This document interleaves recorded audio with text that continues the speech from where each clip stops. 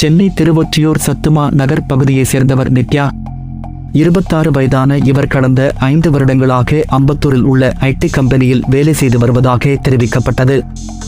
கடந்த 2 மாதம் கொடுங்கையூர் டீச்சர்ஸ் காலனியில் வீடு எடுத்து நித்யா அவரது ஆண் நண்பர் பாலமுருகனுடன் லிவிங் டுகெதர் முறையில் வாழ்ந்து வந்தார். கடந்த 5ஆம் தேதி மாலை 5 மணி அளவில் வீட்டின் கதவு திறந்து கிடந்த நிலையில் நித்யா மர்மமான முறையில் இறந்து கிடந்தார். கொடுங்கையூர் போலீசார் சம்பவ இடத்திற்கு சென்று நித்யாவின் உடலை மீட்டு பிரேத பரிசோதனைக்காக ஸ்டான்லி அரசு மருத்துவமனைக்கு அனுப்பி வைத்தனர். நித்யாவின் பெற்றோர்களை வரவழைத்து விசாரித்தனர்.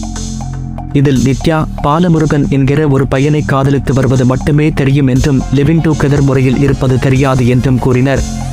மேலும் நித்யாவிடம் 25 சவரன் தங்க நகைகள் இருந்ததாகவும் ஆனால் அதை காணவில்லை என பெற்றோர் தெரிவித்தனர். பாலமுருகன் எனது மகளை கொன்று நகைகளை எடுத்திருக்கலாம் என பெற்றோர்கள் புகார் அளித்ததால் இந்த வழக்கின் விசாரணை தீவிரமானது. பாலமுருகனிடம் நடத்திய விசாரணையில் நித்யாவின் பெற்றோர் அடிக்கடி பணம் கேட்டு தொல்லை கொடுத்து வந்ததாகவும் கடைசியாக நித்யாவை பார்க்க 5ஆம் தேதி காலையில் அவரது தாய் வந்தபோது கூட 4000 ரூபாய் பணத்தை நித்யாவின் பரிசிலிருந்து எடுத்ததாகவும் இதனால் நித்யாவிற்கும் அவரது தாயாருக்கும் சண்டை ஏற்பட்டதாகவும் தெரிவித்தார். தாய் வருவதாக கூறி தன்னை நித்யா வெளியில் போக சொன்னதாகவும் சம்பவத்தன்று மாலை நித்யாவை நீண்ட நேரம் தொடர்பு கொண்டும் நித்யா போனை எடுக்காததால் தான் வீட்டிற்கு திரும்பி வந்ததாகவும் கூறியுள்ளார். முதலில் அம்பத்தூரில் தாங்கள் இருவரும் ஒன்றாக இருந்தபோது நித்யாவிற்கு வீட்டில் வைத்து தாலி கட்டியதாகவும் ஆனால் அதன் பிறகு நித்யா தாலியை கழட்டிவிட்டதாகவும் தெரிவித்தார் பாலமுருகன். தொடர்ந்து கொடுங்கையூர் போலீசார் நித்யாவின் உடலை பிரேத பரிசோதனைக்காக ஸ்டான்லி அரசு மருத்துவமனைக்கு அனுப்பி வைத்தனர். முதற்கட்ட பிரேத பரிசோதனையின் முடிவில் உயிரிழந்த நித்யாவின் உடம்பில் எந்தவித காயங்களும் இல்லை என்பதும் ஏதோ ஒரு பாய்சன் சாப்பிட்டு அவர் உயிரிழந்துள்ளார் என்பதும் தெரியவந்தது. நித்யாவின் செல்போனை ஆய்வு செய்தபோது நித்யா கடைசியாக மருத்துவர் ஒருவரிடம் பேசியது போலீசாரால் கண்டுபிடிக்கப்பட்டது. ஆலந்தூரை சேர்ந்த சந்தோஷ்குமார் என்ற அந்த மருத்துவரை கொடுங்கையூர் போலீசார் காவல் நிலையம் வரவழைத்து விசாரணை மேற்கொண்டதில் போலீசாருக்கு பல திடுக்கிடும் தகவல்கள் தெரிய வந்தது.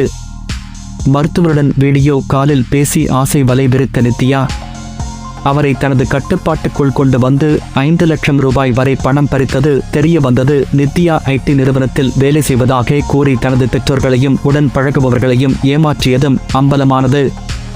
உண்மையில் நித்யா வீடியோ காலில் அரை நிர்வாணமாக இருப்பதற்கு குறிப்பிட்ட தொகையும் முழு நிர்வாணமாக இருப்பதற்கு ஒரு குறிப்பிட்ட தொகையையும் பேசி பல பேரை காதல் வலையில் வீழ்த்தி பணம் பறிப்பதை தொழிலாக செய்து வந்ததாக கூறப்படுகின்றது.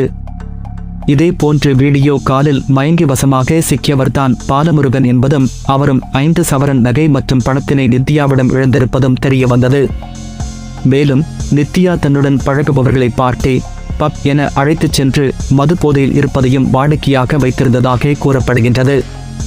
உயிர் இழப்பதற்கு முன்பு நித்யா கடைசியாக டாக்டருக்கு போன் செய்து நான் உன்னுடன் மனைவியாக வாழ வேண்டுமென போதையில் உருக்கமாக பேசியதாகவும் நித்யாவின் நடவடிக்கை பிடிக்காத்தால் அவரது ஆசையை ஏற்றுக்கொள்ளாமல் நிராகரித்ததாகவும் சந்தோஷ்குமார் போலீசாரிடம் தெரிவித்தார். சிசிடிவி காட்சிகளை ஆய்வு செய்த போது சம்பவத்தன்று சந்தோஷ்குமார் நித்யாவின் வீட்டுக்கு வந்து சென்றது கண்டுபிடிக்கப்பட்டது. கிடுக்கிப்பிடி விசாரணையில் நித்யாவிற்கு மதுவில் அளவுக்கு அதிகமான தூக்க மாத்திரையை கலந்து கொடுத்து மயங்க செய்ததாகவும் பின்னர் தலையணையை வைத்து முகத்தில் அழுத்தி கொலை செய்ததை சந்தோஷ்குமார் ஒப்புக்கொண்டதாக போலீசார் தெரிவித்தனர். மேலும் நித்யாவின் நகைகளை திருடிச் சென்று கூட்டாளி முஜிபூர் பாஷாவிடம் கொடுத்து வைத்ததும் தெரிய வந்தது. இதையடுத்து நித்யா கொலை தொடர்பாக மருத்துவர் சந்தோஷ்குமார் முஜிபூர் பாஷா ஆகிய இருவரும் கைது செய்யப்பட்டனர். வீடியோ கால் வில்லங்கத்தால் நிகழ்ந்த இந்த கொலை சம்பவம் அங்கு பெரும் பரபரப்பை ஏற்படுத்தியுள்ளது.